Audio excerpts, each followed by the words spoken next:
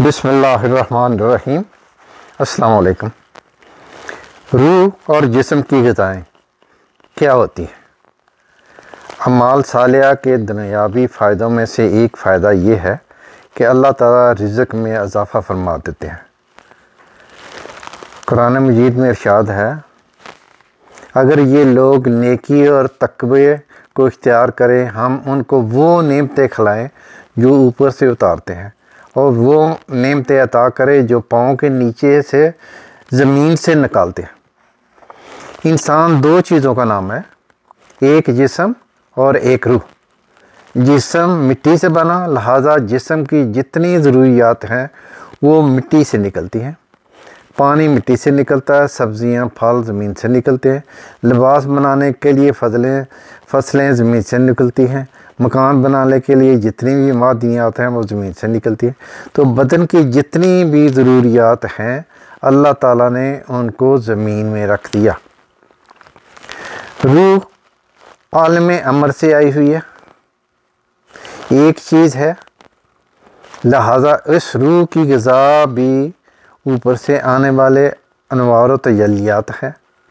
اللہ تعالیٰ فرماتے ہیں کہ میرے بندے، اگر تم تقوی اختیار کرو گے ہم تمہارے اوپر نور کی بارشیں برسائیں گے جو تمہاری روحانی غذا بنے گی، اور زمین سے تمہارے لیے وہ نعمتیں نکالیں گے جو تمہاری جسمانی غذا بن جائے گی۔ ہم تمہیں اتنا عطا کریں گے کہ تم بس کرو گے۔ اب دیکھو کہ حضرت آدم علیہ السلام کے زمانے میں تھوڑے لوگ تھے، پھر بڑھتے گئے آج خربوں کی تعداد میں لوگ ہیں۔ تو زمین میں کچھ کم ہوا؟ کوئی کسان کہتا ہے کہ جی اب میری زمین نے فصل اگانی چھوڑ دی، بیج ڈالتا ہے زمین نے فصل نکال دی، اور ابھی زمین کو پتہ ہی نہیں کہ کچھ نکلا بھی ہے یا نہیں۔ واہ میرے مولا، آپ نے کتنی برکت زمین میں رکھ دی۔ اربوں انسان روزانہ ان نعمتوں کو کھا رہے ہیں اور زمین کے اندر کے خزانوں کو بھی پتہ نہیں۔ اس لیے زمین کو بنانے میں 2 دن لگے تھے اور انسان کے لیے اس میں غذا رکھنے میں 4 دن لگے تھے۔ اللہ تعالیٰ فرماتے ہیں کہ 4 دنوں میں ہم نے تمہارے لیے برکتیں رکھی۔ دیکھیں، زمین کو بنانے کے لیے اللہ نے 2 دن لیے، لیکن اس میں برکتیں رکھنے کے لیے 4 دن۔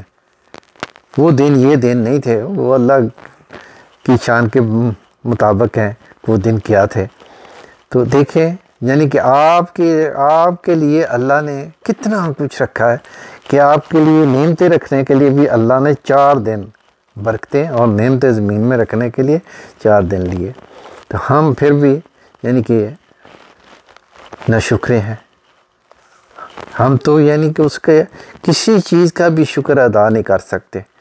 اپنے جسم کی طرف دیکھیں، اپنے اجزاء کی طرف دیکھیں۔ اللہ تعالیٰ معاف کرے، جس کی آنکھ نہیں اس سے پوچھو کہ آنکھ کی قدر کیا ہے، جس کے ہاتھ نہیں اس سے پوچھو ہاتھ کی قدر کیا ہے، جس کی ٹانگیں نہیں اس سے پوچھو ٹانگوں کی قدر کیا ہے۔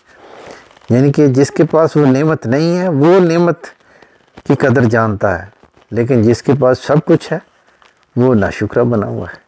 تو اللہ تعالیٰ ہمیں اللہ کا شکر ادا کرنے کی توفیق عطا فرمائے، اور اللہ اور اللہ کے نبی صلی اللہ علیہ وسلم ان کے بتائے ہوئے اور ان کے فرمان کے مطابق زندگی گزارنے کی توفیق عطا فرمائے۔ آمین۔